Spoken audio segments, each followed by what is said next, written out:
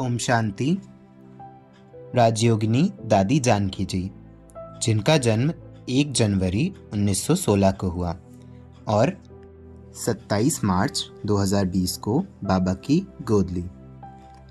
त्याग एवं तपस्या की मूर्ति राजयोगिनी दादी जानकी जी प्रजापिता ब्रह्मा कुमारी ईश्वरीय विश्वविद्यालय की अतिरिक्त मुख्य प्रशासिका हैं। अनेक वर्षों से आपने राजयोग का गहन अभ्यास किया है तथा ईश्वरीय ज्ञान पर सतत मनन करने का आपको विशेष ईश्वरीय वरदान प्राप्त है। आपके महान जीवन से असंख्य आत्माओं ने आध्यात्मिक जीवन अपनाने की तथा दृढ़ता से अग्रसर होने की प्रेरणा प्राप्त की है। आपकी वृत्ति तथा वाणी आपके संपर्क संबंध में आने वाली हर आत्मा के उमंग उत्साह का संचार करती है। विभिन्न देशों प्रदेशों में रहने वाली हर आत्मा बाप समान शक्तिशाली बने, इस संकल्प का आप सच्चा स्वरूप हैं।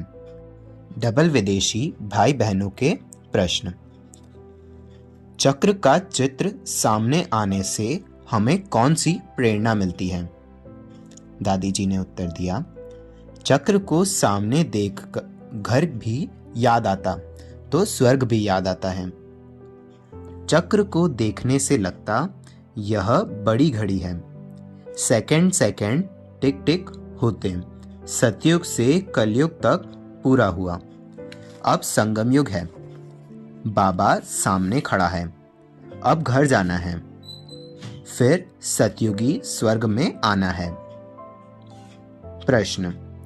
चक्र रिपीट होता है, इसका हमारी आध्यात्मिक उन्नति के साथ क्या संबंध है?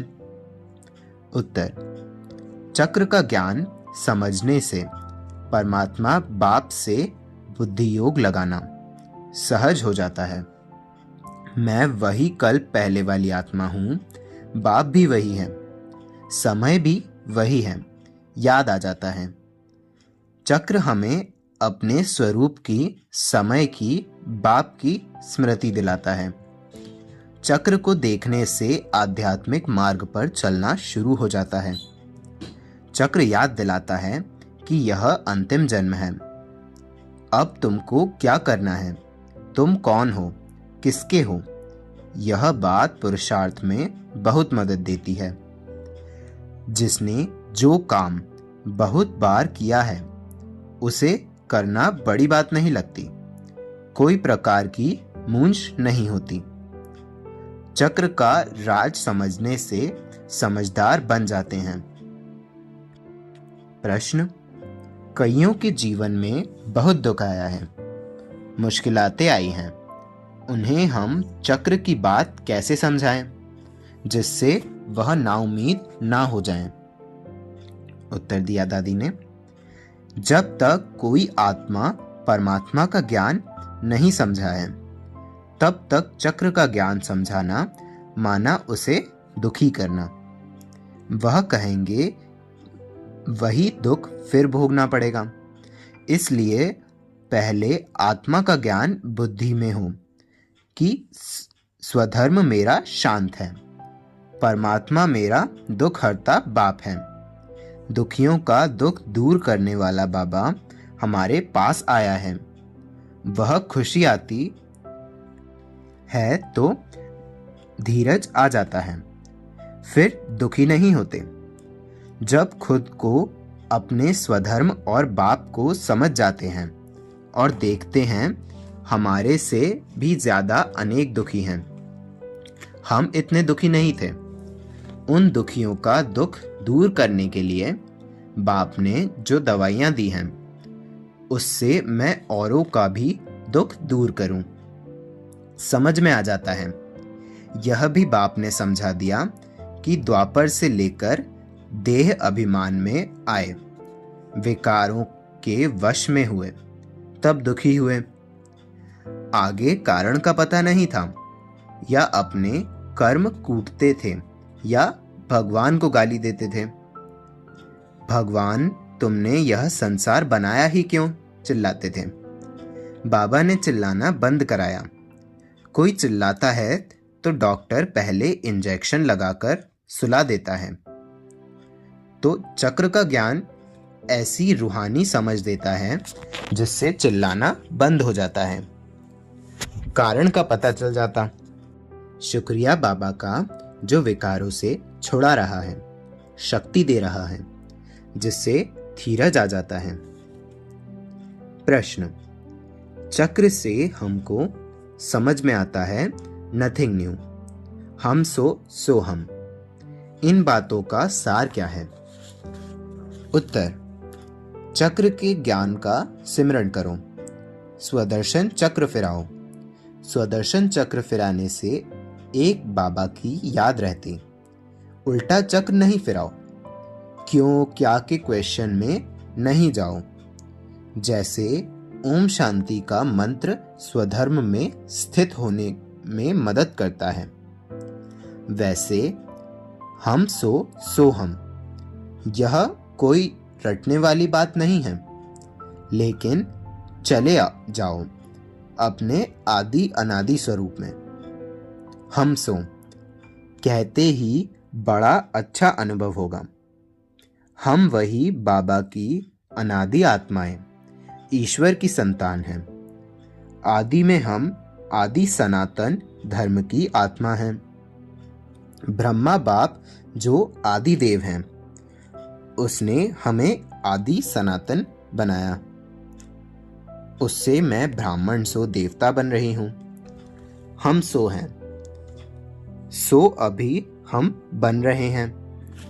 इससे अपने लिए जागृति आ जाती है। फिर जो सामने सीन आती है, नथिंग न्यू, मुझे कोई परवाह चिंता नहीं है। कोई तूफान आता है, विघ्न आता है, नथिंग न्यू, यह चक्र का ज्ञान समझ देता है। मम्मा बाबा के चेहरे से देखा, कोई भी सीन सामने आए, बच्चे नथिंग न्यू, विघ्न हट जाता है। क्यों आया, कैसे आया, क्वेश्चन मार्क नहीं।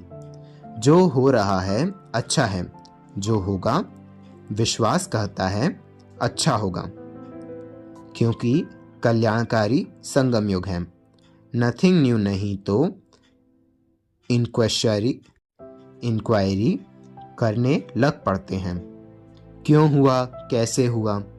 इसलिए यह दोनों पाठ अंदर से पक्के रहो तो सदा सुखी रहेंगे। कल कलेश सब मन के मिट जाएंगे। प्रश्न, त्रेता, अंत और द्वापर आदि के संगम के समय क्या होता है? उत्तर, यह संगम युग हमें चढ़ती कला में ले जाता है।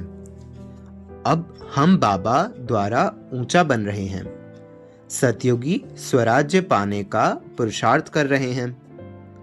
फिर सतयुग त्रेता पूरा होना है। उसके बाद जब उस संगम की घड़ी आती है तो बाबा रहट का मिसाल देते, थोड़ी ताकत कम होने लगती है, देह अभिमान शुरू होने लगता है, परमात्मा से दूरी बढ़ने लगती, यह पृथ्वी भी हिलने लगती, क्योंकि यह तत्व भी तो परमात्मा की रचना है। राज्य करने वालों में शक्ति कम होती है तो तत्वों की हलचल शुरू हो जाती है। हम भी देवता पद से नीचे आते हैं। पवित्रता के बल से जो निडर बने थे, वहां डर लगना शुरू होता है। प्रश्न, चक्र और झाड़, इन दोनों चित्रों का आपस में क्या संबंध है? उत्तर, चक्र में हिस्ट्री है, झाड़ में ज्योग्राफी है, जहां से देवी देवता धर्म की स्थापना हो रही है। लक्ष्य सामने खड़ा है, हम ऊपर जा रहे हैं।